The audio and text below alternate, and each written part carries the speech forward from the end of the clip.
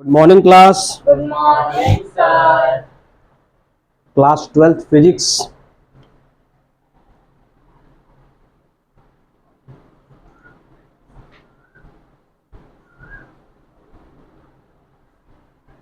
इसमें हम लोग सेकंड चैप्टर देख रहे थे।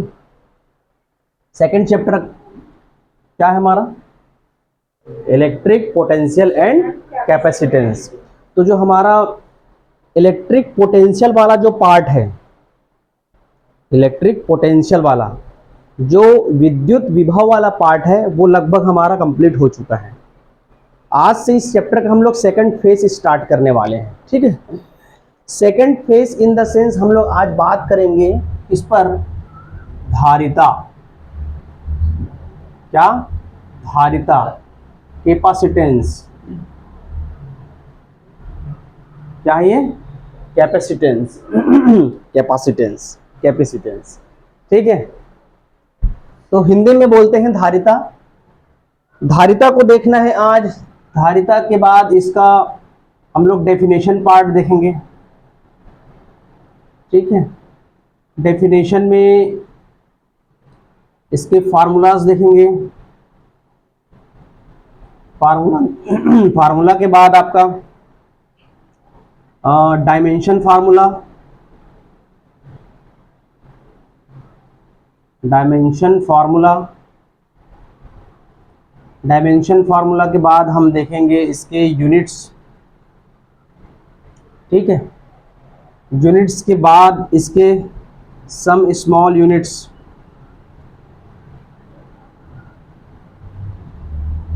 सम स्मॉल यूनिट्स। इसके बाद इसका सिग्निफिकेंस देखेंगे। Significance of capacitance. ठीक है, सिग्निफिकेंस ऑफ कैपेसिटेंस।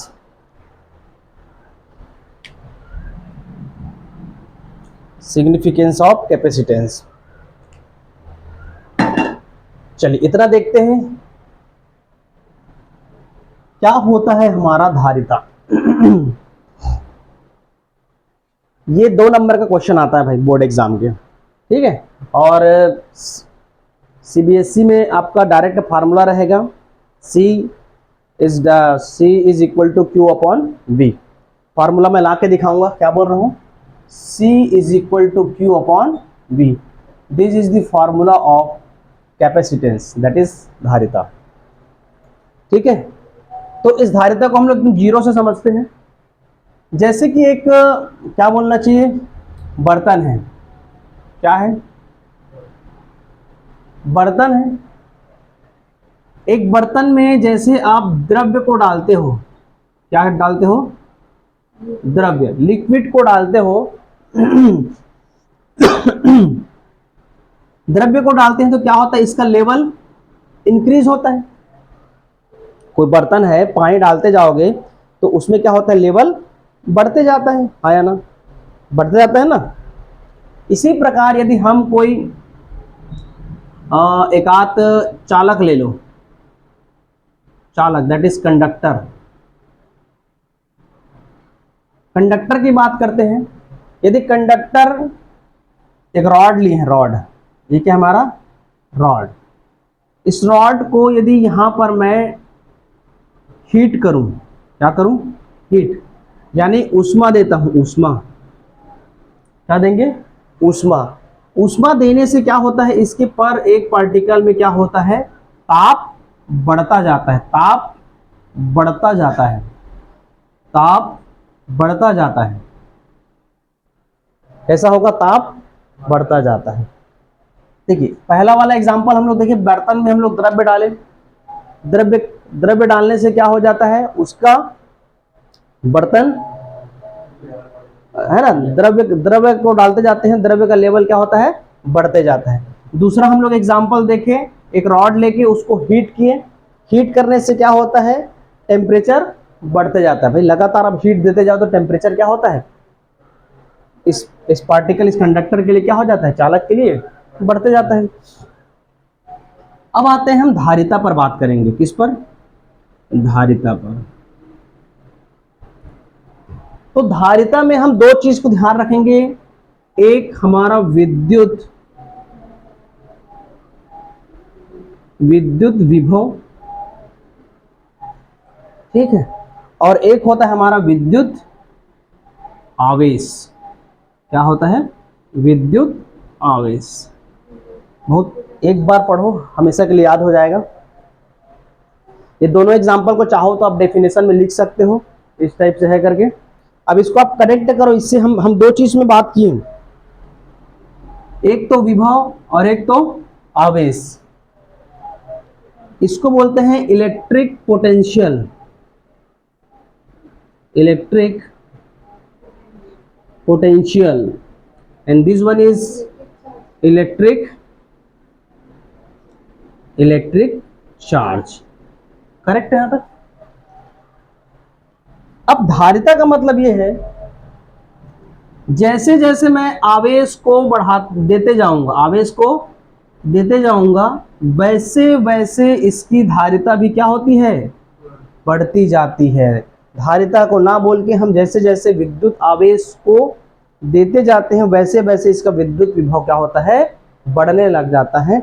इसी फेनोमेना को क्या बोलते हैं? धारिता। एक बार फिर, विद्युत आवेश देने पर, है ना, किसी भी चालक या किसी भी पदार्थ में यदि हम विद्युत आवेश, इलेक्ट्रिक चार्ज कंटिन्यूअसली लगातार देते जा रहे हैं, तो उसमें इलेक्ट्रिक पोटेंशियल क्या होगा? इंक्रीज होगा। इलेक्ट्रिक पोटेंशियल या विद्युत विभव क्या होता है? बढ़ते जाता है। इसी फेनोमेना को कहा जाता है कैपेसिटेंस यानी धारिता। यहां तक करेक्ट है? बोल लोगे यहां तक? ठीक है। पहला एग्जाम्पल, यदि किसी बर्तन में यदि हम द्रव्य डालते जाते हैं, तो इस पात्र, इस बर्तन का जो एरिया है, बर्तन का एरिया तो नहीं बोलेंगे, लेकिन इसके अंदर जो द्रव्य डाल रहे हैं, वो द्रव्य की स्थिति क्या हो रहा है? उस बर्तन के अंदर बढ़ती चली जाती है। दूसरा हम लोग एग्जाम्पल देखें चालक का, है ना, कोई रॉड को यदि हम ऊष्मा दे रहे हैं, तो ऊष्मा देने से क्या होता है? उसका ताप क्या होता है? लगातार बढ़ते जाता है। ठीक। फिर सीधा सीधा आ गए हम लोग इसमें धारिता पर। धारिता में हम दो चीज में बात करेंगे, विद्युत विभव और विद्युत आवेश, electric potential and electric charge. जैसे जैसे किसी भी पदार्थ को, चालक को आवेश देते जाते हैं, तो उसके विभव में वृद्धि होती जाती है। To increase the potential if we are given to this charge is what? Electric charge. ठीक है। जैसे जैसे आप इलेक्ट्रिक चार्ज देते जाते हो, वैसे वैसे इलेक्ट्रिक पोटेंशियल इंक्रीज हो जाती है। अब इसका एग्जैक्ट डेफिनेशन क्या होगा? एग्जैक्ट डेफिनेशन यह है कि इलेक्ट्रिक पोटेंशियल और इलेक्ट्रिक चार्ज, है ना, किसी भी एक को ले सकते हो। Electric charge is directly proportional to the electric potential. विद्युत आवेश, है ना, अनुक्रमानुपाती होगा किसका? विद्युत विभव का। Electric charge is directly proportional to, या ऐसे भी कर सकते हो। ठीक है। यहां पर ऐसा नहीं करते हैं, हम क्या करेंगे? इलेक्ट्रिक पोटेंशियल यानी चार्ज को लेते हैं। इलेक्ट्रिक क्या है ये? Charge, directly proportional to V। This is what the definition of capacitance यानी धारिता। यदि हम इसको Q इज इक्वल टू, ऐसा भी लिख सकते हैं, सॉरी, CV, क्या लिख सकते हैं? CV। यहां पर हम Q इज व्हाट? आवेश, आवेश, ये क्या है हमारा? Charge. This one is what? Charge. V is what? विभव, दैट इज पोटेंशियल। ये क्या है हमारा? पोटेंशियल। ठीक। C is what? इसको बोलते हैं कांस्टेंट, है ना, अनुपातिक नियतांक है, और इसी को बोलते हैं हमारा क्या? कैपेसिटेंस।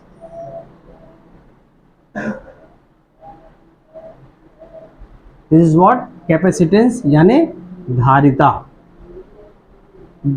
ये हमारे विद्युत धारिता के लिए उसका अनुपातिक नियतांक है। इसको बोल सकते हैं अनुपातिक नियतांक, अनुपातिक नियतांक।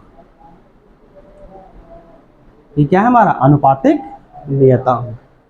ठीक है, यहां तक अनुपातिक नियतांक। और क्या लिख सकते हैं हम लोग, C is equal to Q upon V. This is the formula of capacitance और धारिता। याद रहेगा? कोई दिक्कत यहां तक? चलिए थोड़ा आगे बढ़ते हैं, इसको मिटा देता हूं।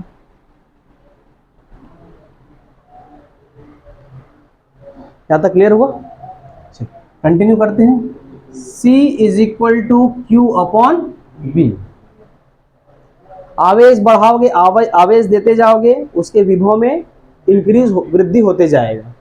ठीक है, C हमारा अनुपातिक नियतांक है, उसी को क्या बोलते हैं, धारिता। ठीक, तो C is equal to Q upon V। C is equal to Q upon V। यहां तक क्लियर हुआ? यहां पर C क्या है हमारा, धारिता। ये क्या हमारा धारिता, और ये आवेश, और V विभव। V इज व्हाट, विभव। Capacitance and this one is charge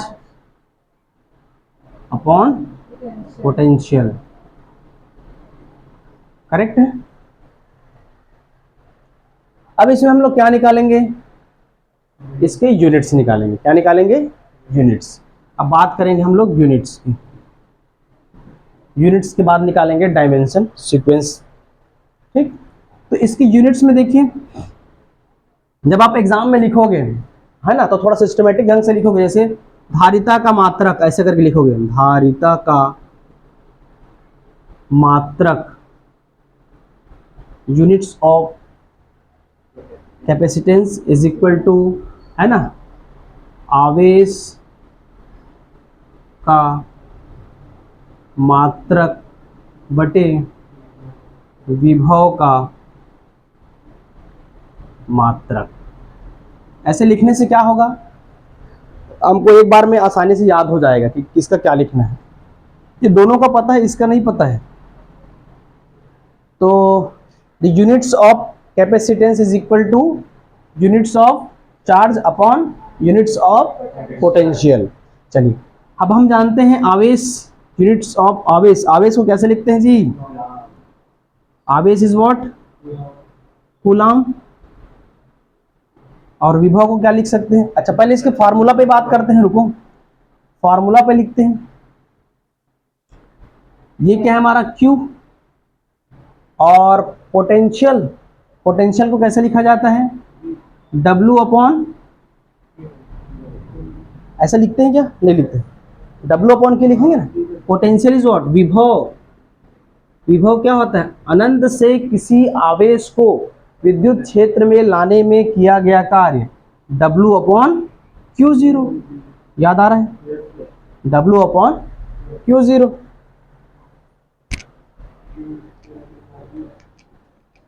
W upon Q0। तो पहले ये इसको रखें, उसके बाद उसके यूनिट्स निकालेंगे तो और अच्छा इजी होगा।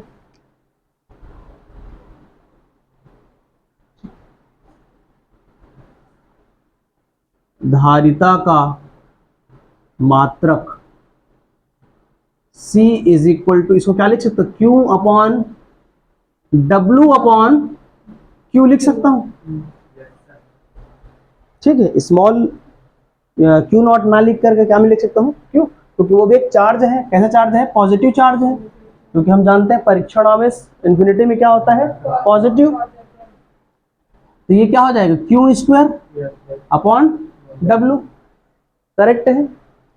अब इसके यूनिट्स निकालेंगे, तो यूनिट्स में क्या हो जाएगा, coulomb square, coulomb square upon, अच्छा इसका क्या हो जाएगा, जूल होगा, जूल। ठीक है, तो ये क्या हो जाएगा, coulomb square upon joule.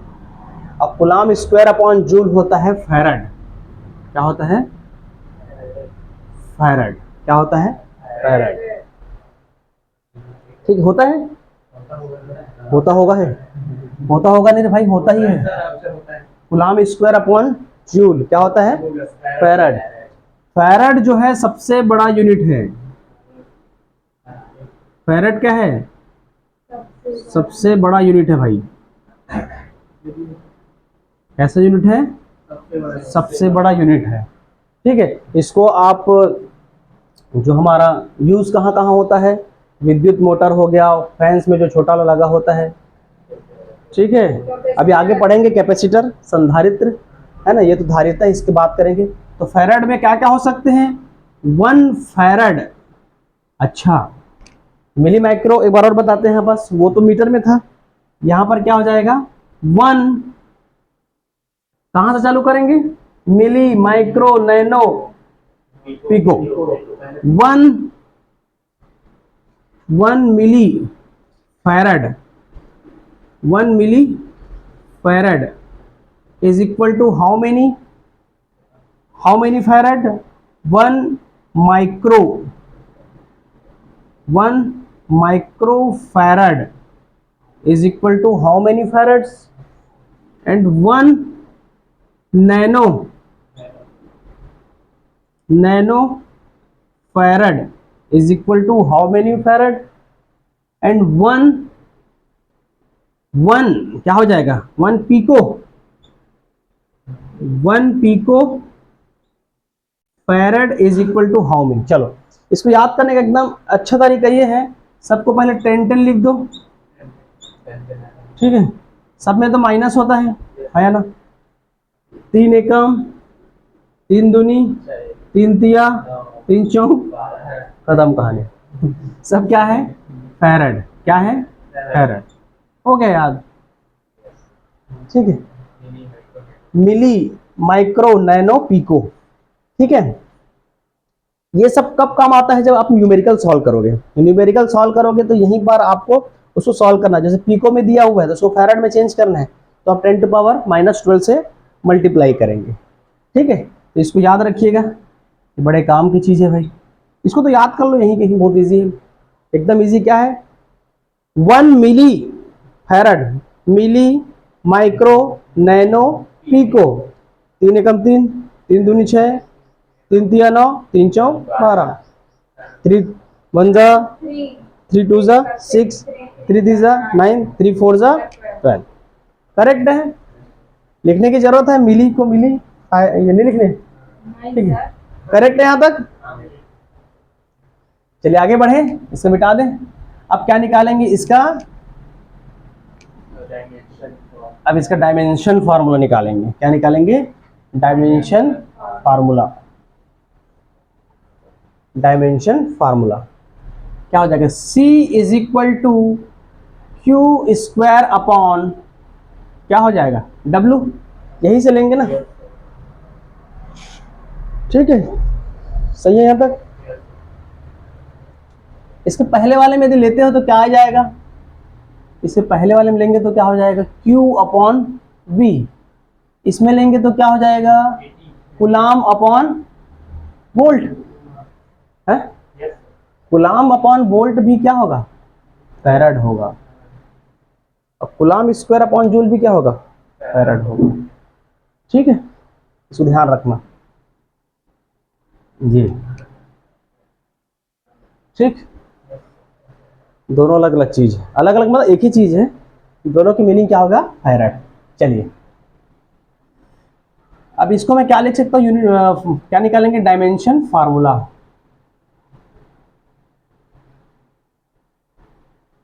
Dimension formula, विमी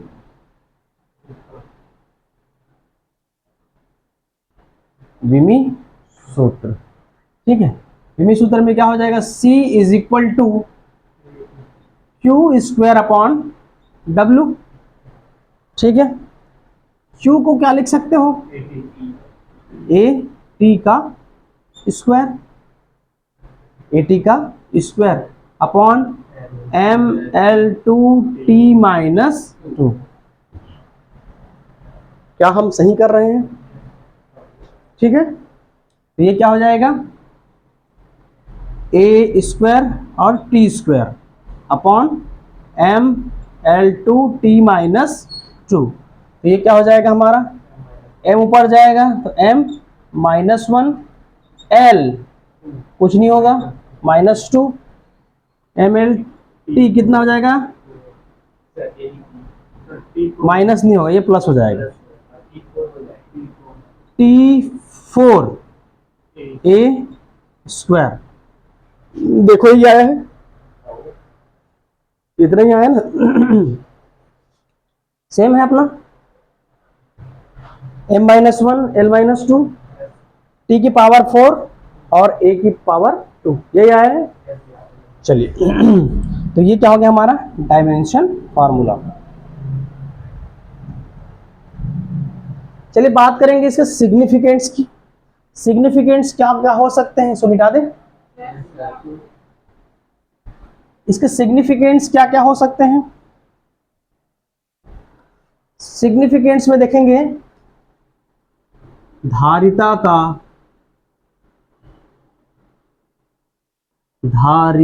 का महत्व, क्या क्या इसके महत्व है। अच्छा, इसको आप 1 फैरेड कैसे बोल सकते हैं, इसमें यहां पर थोड़ा बता रहा हूं।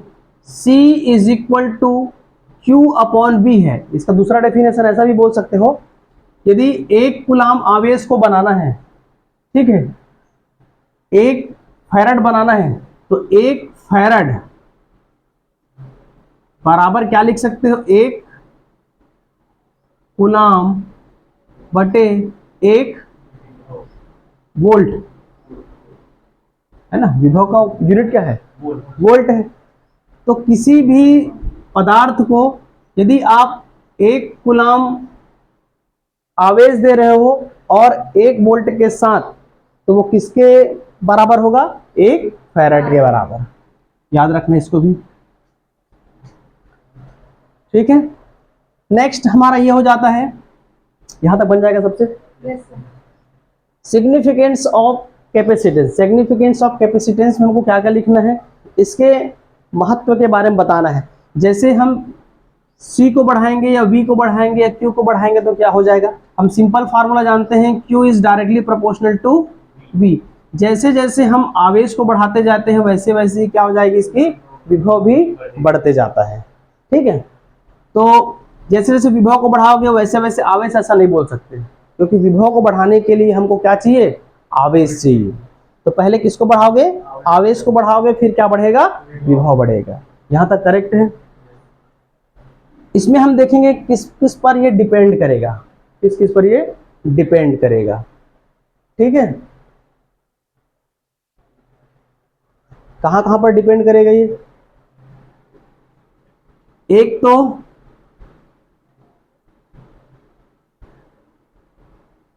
इसकी प्रकृति पर, किसकर, इसको याद रखना, एक तो प्रकृति पर, एक तो आकृति पर, है ना, और माध्यम के,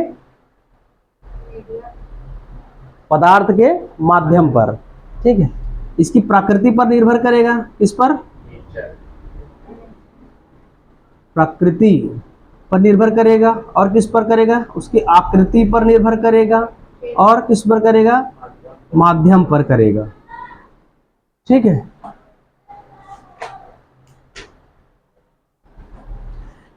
कुछ लायक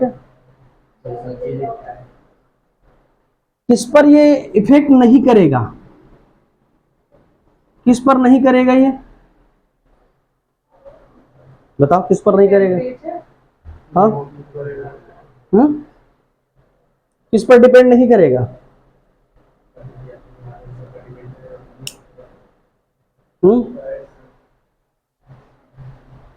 उसके प्रकृति पर निर्भर करेगा, ठीक है, आकृति पर भी निर्भर करेगा, है ना, इसके माध्यम पर भी निर्भर करेगा, किसमें नहीं करेगा,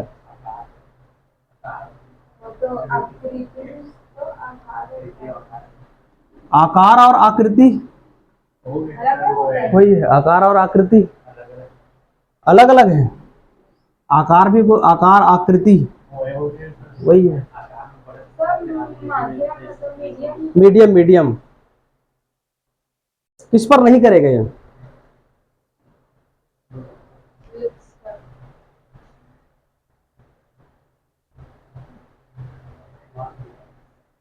हाँ, कहां पर नहीं करेगा?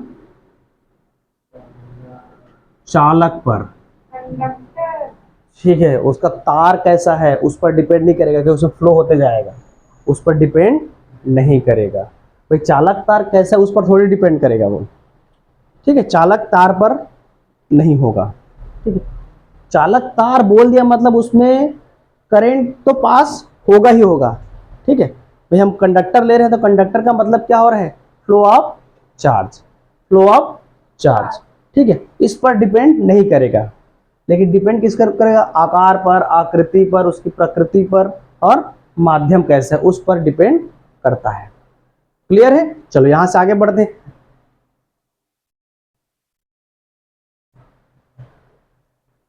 अच्छा, मैं आप लोग से पूछूं, पृथ्वी की धारिता, पृथ्वी की धारिता कितनी है? पृथ्वी की धारिता सबसे ज्यादा है। उसमें जितना भी चार्ज को दोगे वो क्या कर लेगा? उसको एक्सेप्ट कर लेगा। ठीक है, जितना भी हम अर्थ पर जितना वो क्या बोलना चाहिए कैपेसिटेंस देंगे उतने को क्या कर लेता है? एक्सेप्ट कर लेता है। जितना आज तक देखो कितना भी चार्ज हो रहा है पूरा सबको एक्सेप्ट कर ले रहा है, तो यहाँ पर सबसे ज्यादा होगा मतलब उसकी कैपेसिटी सबसे ज्यादा होगा। मेरे ख्याल से ये धारिता वाला पोर्शन कंप्लीट होता है 2 नंबर का। अब मैं आगे बढ़ता हूँ, यहाँ तक किसी को कुछ पूछना है? चलिए अब बढ़ते हैं इसके गोली चालक की धारिता। गोली चालक की धारिता नेक्स्ट टॉपिक है हमारा। क्या है? गोली चालक की धारिता, कैपेसिटेंस ऑफ इस स्फेरिकल कंडक्टर। ठीक है, इसको बोलते हैं गोलीय चालक की धारिता। गोली चालक की धारिता। देखिए यहां से अब बोर्ड एग्जाम में कहां से क्वेश्चन आता है? अभी गोली चालक का पढ़ेंगे, बहुत छोटा है ये। इसके बाद हम लोग पढ़ेंगे कैपेसिटेंस। ठीक है, क्या पढ़ेंगे? कैपेसिटेंस। कैपेसिटर क्या पढ़ेंगे? कैपेसिटर। कैपेसिटर को बोलते हैं संधारित्र। क्या बोलेंगे?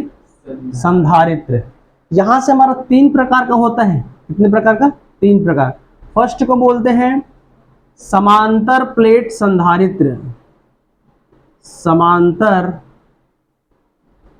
प्लेट संधारित्र। दूसरे को बोलते हैं गोली, समांतर हो गया गोली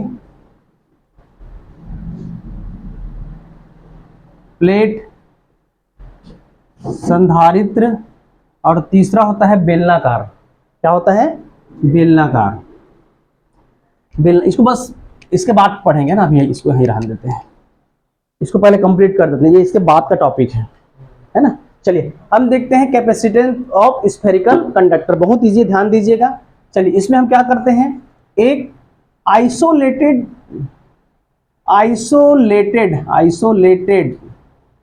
है ना, एक विलगित निकाय लेते हैं। इसको हिंदी में क्या बोलते हैं? विलगित। सम्राट किल्विस वाला नाम है विलगित। ठीक है, विलगित यानी आइसोलेटेड। इसमें क्या करते हैं, एक स्फेरिकल, आप एक गोला ले लिए। ठीक है, इसका नाम दे दिए ए। इसके सेंटर में क्या है? ओ। सेंटर से आर डिस्टेंस पर, सेंटर से आर डिस्टेंस पर कोई आवेश रखा हुआ है, वो क्या है हमारा? क्यू। और चार्ज कैसा है? प्लस। ठीक है, ये जो है हमारा किसका डायरेक्शन है? विद्युत विद्युत क्षेत्र का, इलेक्ट्रिक फील्ड, ये किसका डायरेक्शन है हमारा, विद्युत। अच्छा, आइसोलेटेड में आउटर जाते हैं, ठीक है, या सेंटर से इस डिस्टेंस पर हमको क्या निकालना है, पोटेंशियल की बात करेंगे। तो इस सेंटर से ये कोई गोला है और ये गोला कैसा है, आइसोलेटेड है, विलगित है, ठीक है। तो इसका मतलब ये है कि हमको इस सेंटर से बाहर जो चार्ज है उस पर हम लोग क्या निकालेंगे, विभव निकालेंगे। पहला काम क्या निकालेंगे, विभव। लेकिन इसमें आपके धारिता को निकालने जा रहे हैं, तो धारिता कैसे निकालेंगे देखते हैं, कहाँ तक निकलेगा, ठीक है। सी निकालना है, इसमें ये कितना आवेश ये सहन कर सकता है। इससे पहले एक चीज पढ़ना पड़ता हम लोग को,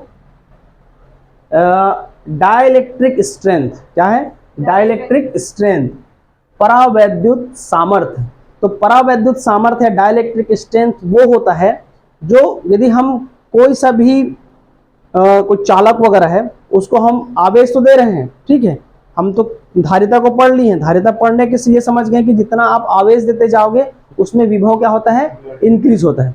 लेकिन एक ऐसा भी तो हो सकता है कि आप दे ही रहे हो, आवेश दे ही रहे हो, लेकिन वो कुछ समय के बाद वो आवेश क्या होता है, उस क्षेत्र से बाहर निकल जाता है।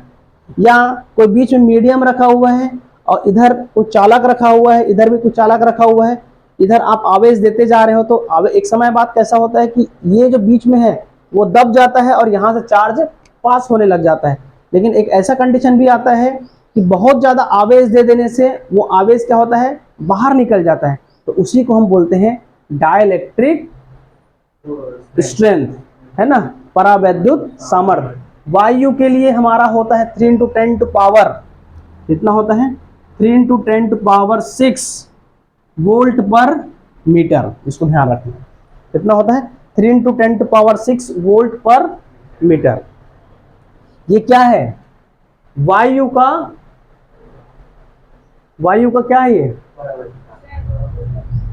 परावैद्युत सामर्थ्य बोलते हैं, डाइलेक्ट्रिक स्ट्रेंथ, ठीक है, डाइलेक्ट्रिक स्ट्रेंथ इसका, एयर का, इसका एयर का, ठीक है। इससे ज्यादा हुआ तो आवेश कहाँ जाएगा, बाहर, ठीक है। चलिए, कम टू दिस टॉपिक, गोली चालक की धारिता। यहां तक क्लियर है, प्लस Q आवेश इस गोले में है।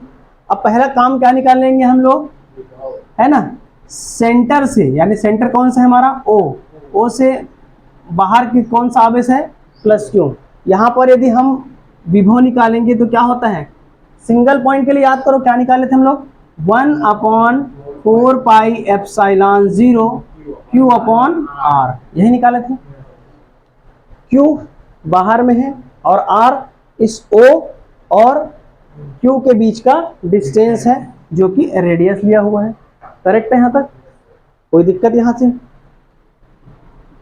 तो V is equal to what, क्या हो जाएगा हमारा, अच्छा अब यहां पर हम लोग C का फार्मूला लगाइए, C is equal to what, Q upon is what, V, यही होता है, पढ़े ना। तो V is equal to what, Q/C लिख सकता हूं, ये यहां आएगा और C यहां आएगा। इसकी वैल्यू को इसमें रख सकता हूं। अच्छा, इसको इक्वेशन नंबर 1 दे देते हैं, इसको equation number 2। Now putting the value of V in equation number 1, ठीक है। इक्वेशन सेकंड में जो V की वैल्यू है उसको कहाँ रखेंगे, इक्वेशन नंबर 1 पे। रखो, क्या आता है, तो रख दो डायरेक्ट में, Q/C is equal to 1/4πε0 Q/R, correct है, ठीक है। तो Q से क्या हो जाएगा, Q कैंसिल आउट। अच्छा, ये दोनों को इधर ला सकता हूं और C को उधर भेज सकता हूं, या C को ऐसा लिख सकता हूं क्या मैं, 4πε0R ऐसा लिख सकता हूं क्या, ठीक है। दोनों को 1 में है, क्रॉस मल्टीप्लीकेशन करूंगा तो C उधर जाएगा और वहां का इधर आएगा, तो C इज इक्वल टू क्या लिख सकता हूँ 4 पाई एप्सिलॉन 0। अच्छा, इसको ऐसा भी लिख सकता हूँ क्या, C is directly proportional to R, C is directly proportional to R, 4 pi epsilon 0 is the constant value. Correct है यहाँ तक, कोई दिक्कत, बन जाएगा। तो यहां पर से हम क्या निकाल लिए, देखो जैसे जैसे इसके धारिता को मैं बढ़ाते जाता हूं, धारिता को बढ़ाते जाऊंगा, इसका रेडियस भी क्या होते जाएगा, बढ़ते जाएगा। मतलब इसके बीच की दूरी भी क्या हो जाए, इसकी बीच की दूरी भी बोलो या उसका रेडियस भी बोलो, दोनों ही क्या है हमारा, एक है, दोनों ही क्या है हमारा। देखो यहां से बोर्ड एग्जाम का फेवरेट क्वेश्चन बनता है भाई, पहले से क्लियर बता रहा हूँ, 2 से 3 नंबर का विद्युत धारिता गोली वाला पूछेगा, और इसके 3 टाइप्स हर बार एक न एक क्वेश्चन फंसा है। आप प्रीवियस ईयर क्वेश्चन पेपर देख लो, तो इसको देखो, ये जो समझ गए इसी को आगे बढ़ाएंगे किसमें, प्लेट्स में। ठीक है, यहां तक क्लियर हुआ। तो सी, जैसे जैसे हम धारिता को बढ़ाते जाएंगे वैसे वैसे इसके बीच की दूरी क्या होती जाती है, बढ़ते जाती है। अच्छा, अब एप्सिलॉन 0 को हम लोग क्या बोलते हैं, है ना, विद्युतशीलता। ये क्या है हमारा, विद्युतशीलता, परमिएबिलिटी, परमिटिविटी। ठीक है, एप्सिलॉन 0 का जो हमारा डायमेंशन फार्मूला होता है वो क्या होता है, यहां से निकल जाएगा कि नहीं निकलेगा, यदि मैं यहां से निकालना चाहूंगा तो क्या हो जाएगा, epsilon 0 is equal to C upon R करके निकाल सकता हूं, है ना, यहां से आ जाएगा, देखना है epsilon 0 is equal to C के कितना निकाले हम लोग, C का कितना निकाले थे अभी, m minus 1 m l minus 2 t की पावर 4 a की पावर 2, अब upon R, R distance, distance को किससे, L, L M क्यों होगा, L होगा ना, L होगा ना। ठीक है, ये डिस्टेंस तो है जी, मैं रेडियस को किससे मापेंगे, मीटर से, मीटर किस, L से। तो ये क्या हो जाएगा हमारा m माइनस 1, अब L माइनस 3 हो जाएगा, माइनस 2 है, माइनस ऊपर जाएगा तो माइनस 1, टी की पावर 4 a का स्क्वायर। तो हमारा किसका निकल गया, एप्सिलॉन 0 का यूनिट। ऐसे ही निकला था वहां पर भी सेम, तो यहां पर भी सेम निकल रहा है, कोई दिक्कत।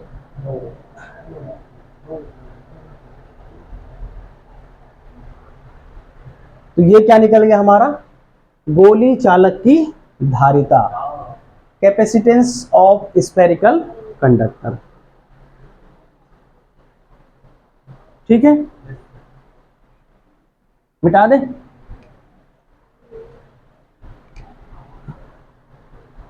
देखो यहां पर एक चीज हमको ग्राफ बताना पड़ेगा, C और R के बीच में, इसके बीच में, C और R के बीच में जब डायरेक्टली प्रोपोर्शनल कोई सा भी चीज रहता है तो उसका जो ग्राफ होता है हमेशा कैसा होता है, स्ट्रेट लाइन जाता है बीचों बीच। भाई जितना आप C को बढ़ाओगे उतना R बढ़ेगा, जैसे मैंने एक इसको C दे दिए, इसको R दे दिए, ठीक है, इधर R बढ़ेगा और इधर C बढ़ेगा। ठीक, तो जैसे 1 में रखा R को तो C कितना हो जाएगा, ये भी 1 होगा, इसको 2 रखूंगा तो ये भी क्या हो जाएगा, 2 हो जाएगा। तो हर साइड क्या हो जाएगा, ये बराबर है, जैसे R है उतना ही क्या हो जाएगा C। तो ये हमारा ग्राफ है, करेक्ट है यहाँ तक, कोई दिक्कत, बढ़े आगे, मिटा दो इसको। चलिए अब देखेंगे एक नया टॉपिक फिर से,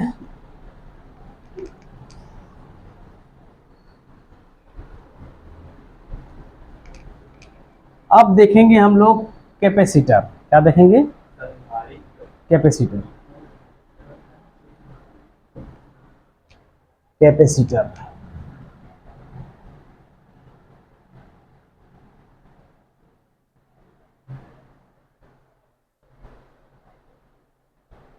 वो भांजी मैसेज करके सीधा, मामा आज वीडियो लेक्चर बनाना करके नहीं तो फिजिक्स का बनाता नहीं था, ठीक है।